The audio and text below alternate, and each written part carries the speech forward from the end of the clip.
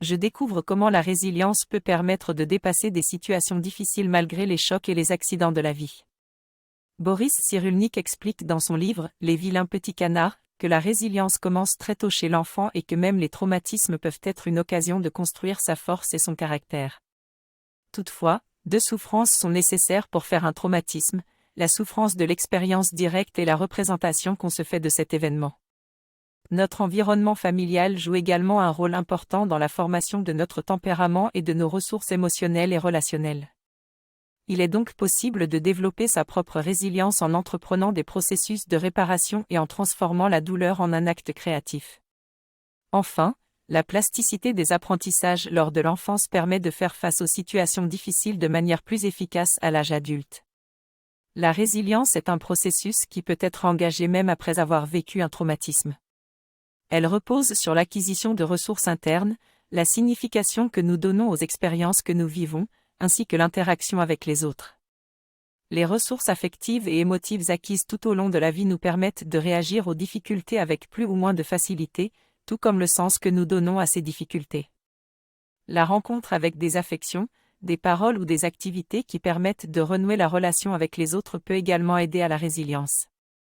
Le traumatisme est une expérience difficile à vivre et peut avoir des conséquences sur notre vie personnelle. Il existe plusieurs mécanismes pour gérer la douleur, tels que le déni, l'isolement et la fuite en avant, mais ces approches ne permettent pas de résoudre le problème à la racine. Pour devenir résilient, il est important de transformer son récit intérieur et de se concentrer sur les aspects positifs de notre expérience. La créativité peut également être un moyen de gérer la douleur et de transformer le traumatisme en élan créatif. Pour que cela fonctionne, il est important d'avoir une relation aux autres et de s'ouvrir à l'aide et au soutien. Je viens de découvrir les éléments fondateurs de la résilience et du tempérament, notamment les ressources émotives et relationnelles, la narrative personnelle et la rencontre avec les autres.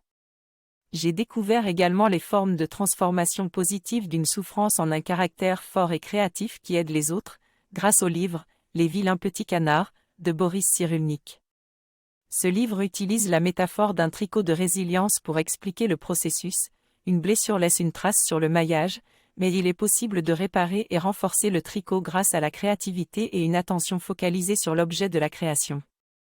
Si ce sujet vous intéresse, je vous conseille de regarder la vidéo dédiée au livre « Le sens de la vie » d'Alfred Adler ou de lire le livre « L'obstacle et le chemin » de Ryan Holiday. À bientôt pour d'autres idées.